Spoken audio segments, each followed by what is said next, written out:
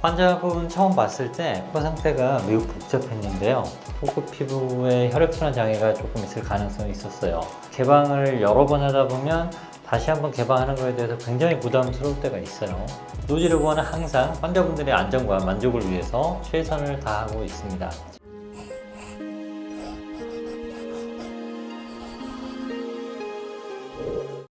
네, 안녕하세요. 노지르부원 대표원장 강차영입니다. 오늘은 코 수술만 5번째 진행하신 분의 얘기를 해주시면 좋을 것 같아요. 휜 코에 들린 코에 코끝은 괴사 위험이 있던 분이 있다고 하던데 이분 코 상태는 어떠셨나요? 환자분 처음 봤을 때 코 상태가 매우 복잡했는데요. 작은 코에서 정면에서 보면 콧구멍도 되게 많이 보이고 많이 퍼져 있었어요. 콧대는 휘어 있었고 측면에서는 코끝이 들려서 시작점도 높아 보이고 돌출입 소변도 관찰됐죠. 콧구멍 사진에서는 우측 코끝 부분에 함몰이 되어 있어서 비주 양쪽으로 흉조직도 많이 들러붙어 있고 콧구멍 비대칭도 뚜렷하게 보였어요. 이 환자분 수술하시면서 가장 걱정된 것, 또 제일 중요하게 생각하신 부분이 있을까요? 제가 제일 걱정했던 거는 이전에 개방 수술로 비주 동맥하고 비주 정맥이 손상이 되어서 코끝 피부에 혈액순환 장애가 조금 있을 가능성이 있었어요. 그래서 수술 계획을 세울 때도 일단 안전을 최우선으로 당연히 비개방 접근을 통해서 혈관 손상의 위험을 최소화하려고 노력을 했고요. 자가흡연고를 이용해서 비중격 재건 수술, 코끝 들린 거 교정, 휜 코, 퍼진 코, 돌출입 개선, 콧구멍 비대칭, 그리고 피부 함몰 같은 그런 부분에 대해서 또 흉조직 제거 이런 부분에 대해서 충분히 고려했습니다. 항상 좋은 결과로 보여주시니까 이번 사례도 전후 차이가 너무 기대가 돼요. 빨리 보여주세요. 지금 사진 이제 수술 직후 사진인데요. 콧구멍에 보이는 정도가 크게 많이 줄었죠. 그래서 퍼져 보였던 코끝도 자연스럽게 좀 모아졌고요.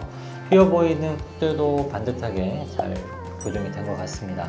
들려있던 코끝은 좀 이렇게 정도면 충분히 잘 적절하게 잘 내려온 것 같아요. 비순각도는 95도 정도로 잘 교정돼서 돌출입 많이 개선됐죠.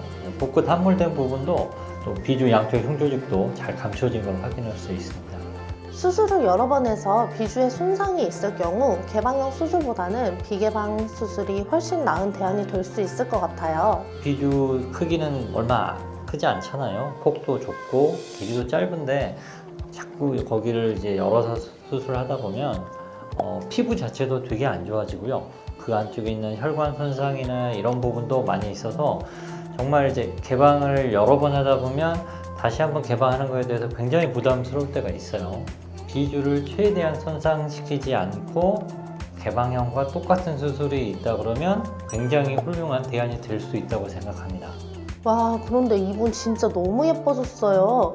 다회차 수술인데도 화려하게 수술받길 원하셨다면서요? 네, 화려한 스타일을 선호하셨던 분으로 기억이 나고요. 사실 무조건 화려한 게 다 좋다고만은 할 수는 없어요. 안전이 무엇보다 최우선시 되어야 하고 앞서 말했지만 작은 코에 코끝 피부 괴사 위험도 있고 피부 함몰된 부분도 있어서 얼굴 비율에 맞게 시작점 높지 않게 하고 콧대를 반듯하게 코끝도 동그랗고 미간 쪽을 부드럽게 하면서 최대한 얼굴에 조화로운 코로 만들어 드리려고 했어요. 너무 화려하게 욕심내지 않고 좋은 의료인과 충분한 상담을 통해 수술 방법을 결정하면 더 좋은 결과로 이어질 것 같아요. 네, 코 재수술은 이전 수술 이력이 있기 때문에 좀 더 정교한 수술이 진행되어야 합니다.